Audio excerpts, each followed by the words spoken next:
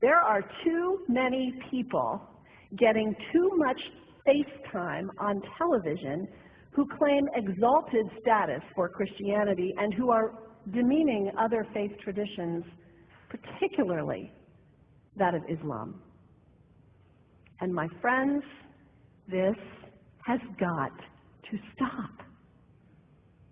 There is nothing in the Gospels, there is nothing in the teaching of Jesus Christ that says anything about burning the holy texts of other traditions. It is not there. The proposed burning of the Quran is obscene. It is not the work of peace. It is not the work of understanding. It is not the work of building bridges. It is insanity. And we can only imagine what Jesus would have said about Pastor Terry Jones and his Burn the Quran campaign. I think he would say, this has got to stop. Followers of Islam believe that the Quran is a collection of revelations received by the Prophet Muhammad from God about 1400 years ago. They believe that Muhammad was the last of a series of prophets and teachers and messengers that included Adam, Moses, Jesus, Abraham, all names revered by us as well. The word Islam means peaceful surrender to the will of God. The Quran was written at a time when the Muslim people were being driven from their homes, persecuted, and killed. The Old Testament was written at a time when Jewish people were being driven from their homes, persecuted, and killed.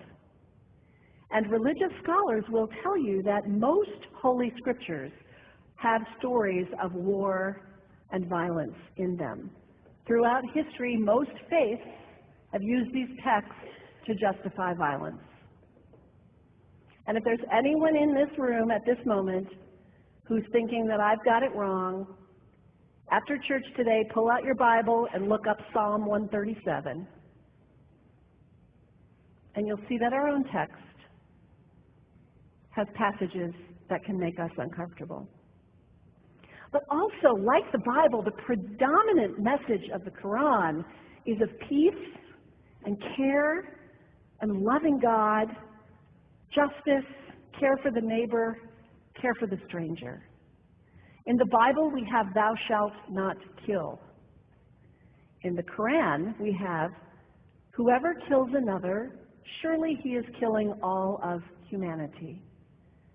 And whoever saves the life of another, surely he saves the lives of all humanity. These are words of peace, words of faith, words that could save the world if we would take them to heart. The second thing you can do, the next time someone sends you one of those emails demonizing Islam, delete it. Don't forward it. Don't participate in the stereotyping. Don't give in to your fear.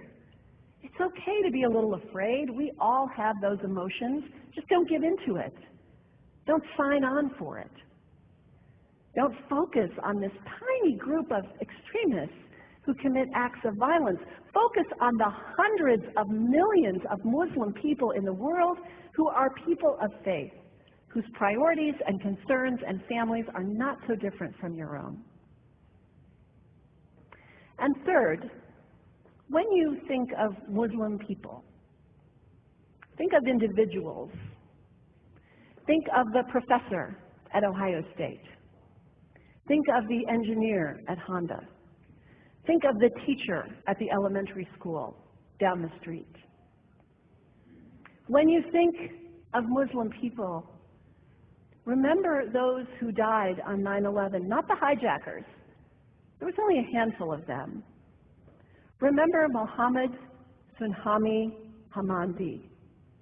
He was born in Pakistan. He came to the United States as a small child with his parents.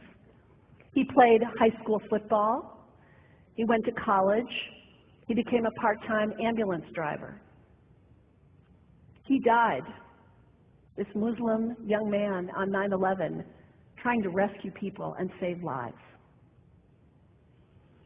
When you think of Muslim people, remember Mohammed Salahuddin Cloudhurry. He was a waiter at Windows on the World, which was at the top of the World Trade Center. He died that day. His wife had their baby 2 days later. One of the ladies at the 8:30 service this morning said to me after, maybe we should declare September 11th, buy a Quran and read some of it.